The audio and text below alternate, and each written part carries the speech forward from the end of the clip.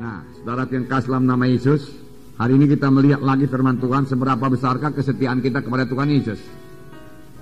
Seberapa besarkah kesetiaan kita kepada Tuhan Yesus.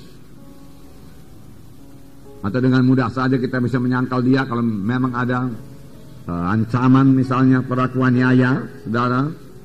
Apakah kita dengan mudah saja menyangkal Yesus, ya? Atau mengikuti ilah-ilah yang lain, saudaraku. Kita membaca Keluaran 32 ayat 19 sampai 28. Nah, saudara, bangsa Israel membuat berhala dari anak lembu emas. Ini terjadi, saudaraku, hanya beberapa bulan saja setelah mereka keluar dari Mesir. Hanya beberapa bulan saja, beberapa waktu saja. Ya, setelah mereka bebas daripada perbudakan yang begitu menindas mereka. Mereka telah mengalami kuasa Tuhan yang sangat luar biasa. Mestinya mereka masih ingat bahwasanya Tuhan membebaskan mereka dengan penunjukan kuasa Tuhan, demonstrasi kuasa Tuhan yang sangat besar di tanah Mesir. Lalu mereka bebas, tetapi orang Mesir, Firaun mengejarnya dan sampai Laut Kulsum. Kuasa Tuhan nyata lagi. Tuhan membelah Laut Kulsum dan membiarkan bangsa Israel menyeberang. Bangsa Mesir mencoba mengejarnya dari belakang, tetapi dia tenggelam dalam laut karena Tuhan menutup laut tersebut. Semua mereka tiba di Gunung Sinai.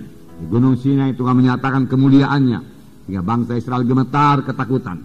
Dan di Gunung Sinai Tuhan memberikan 10 hukum kepada bangsa Israel. Pada bangsa Israel. Nah, saudara, 10 hukum itu, saudaraku, ya, salah satu diantaranya Keluaran 20. Saya bacakan kepada saudara. Ayat 2 mulai, Akulah Tuhan Allahmu yang membawa engkau keluar dari tanah Mesir, dari tempat perbudakan. Jangan ada padamu Allah lain di hadapanku. Janganlah membuat bagimu patung yang menyerupai apapun yang ada di langit di atas, atau yang ada di bumi di bawah, atau yang ada di dalam air di bawah bumi. Jangan sujud menyembah kepadanya atau beribadah kepadanya, sebab aku Tuhan Allahmu adalah Allah yang cemburu, yang membalaskan kesalahan kepada kesalahan bapa kepada anak-anaknya, kepada keturunan yang ketiga dan keempat dari orang-orang yang membenci aku. Nah, jelas sekali firman Tuhan berkata di sini, jangan ada padamu Allah lain di hadapanku. Jangan buat patung, jangan sujud menyembah kepadanya, jangan beribadah kepadanya. Aku Tuhan yang cemburu. Aku akan membalas kejahatan bapa kepada anak-anaknya, kepada cucu-cucunya, sampai kepada keturunan keempat dari orang-orang yang membenci aku. Jadi Tuhan teraku, Tuhan yang tegas. Nah, begitulah Tuhan teraku bencinya kepada kuasa kegelapan, ya, kepada Allah yang lain. Karena dia telah memberikan perintah dalam Keluaran 20 lebih dahulu, jangan ada padamu Allah yang lain. Itu hukum yang pertama.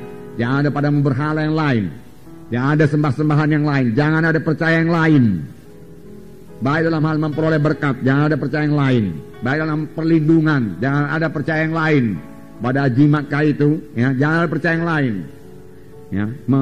Baik dalam hal berkat, Tuhan saja yang memberi berkat, saudaraku. Bukan nenek moyang kita sudah mati memberi berkat, ya. Jangan ada padamu ilah yang lain. Tuhan tegas sekali dalam hal itu, saudara. Pada aku Allah yang cemburu.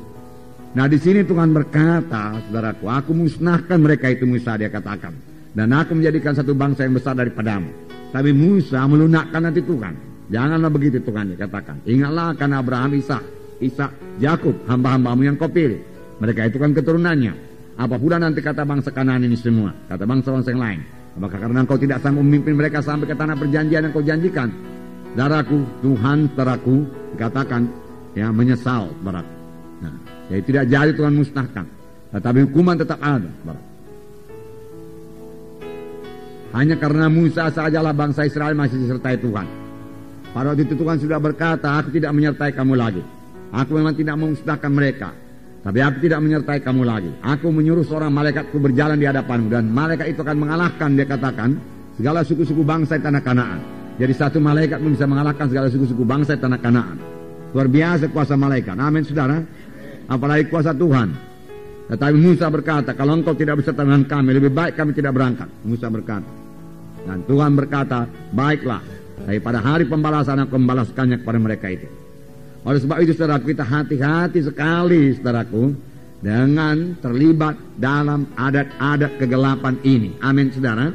Jangan ada yang terlibat lagi dalam adat-adat kegelapan. Itu sangat kebencian kepada Tuhan dan sangat membuka pintu kepada setan, saudara. Dan kalau dibuka pintu kepada setan, setan selalu memanfaatkannya dengan sebaik-baiknya dan dengan secepat-cepatnya. Setan datang hanya untuk mencuri, membunuh, membinasakan. Ya, setan pembunuh, saudaraku, setan pembunuh. Nah, di sini tadi dikatakan, ya, kemudian Tuhan berkata kepada Musa, Musa turun, bangsa itu sudah menyembah berhala. Lalu Musa turun dari gunung. Di tengah jalan Joshua berkata, ada suara seperti sorak-sorak peperangan. Musa berkata, itu bukan sorak peperangan, tapi nyanyian bersaut-sautan. Dan ketika mereka dekat, kita sudah baca tadi, lalu Musa melihat anak lembu emas dan bangsa Israel berpesta pora, ya, dengan segala nafsu kedagingannya di situ. Lalu Musa, saudaraku, begitu marah, saudaraku. Musa bukan tidak bisa mengendalikan kemarahannya, saudaraku. Musa tetap dikuasai oleh Tuhan, saudaraku. Hanya Musa sangat marah kepada dosa, sangat marah kepada dosa. Kemarahan yang sangat suci, ya sangat marah kepada dosa itu. Heran juga saudaraku, ya, mereka secepat itu saudaraku berpaling daripada Tuhan. Beberapa waktu yang lalu mereka masih intim dengan Tuhan, memuji Tuhan, bersorak-sorai, Miriam menyanyi-nyanyi saudaraku, ya.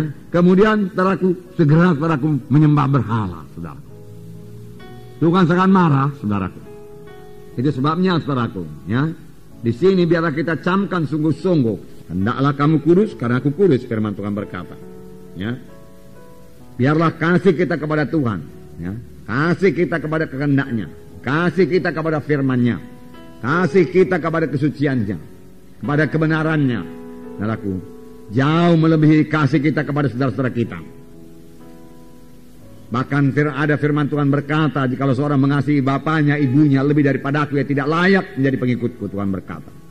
Tuhan Yesus harus menjadi nomor satu dalam hidup kita, saudaraku.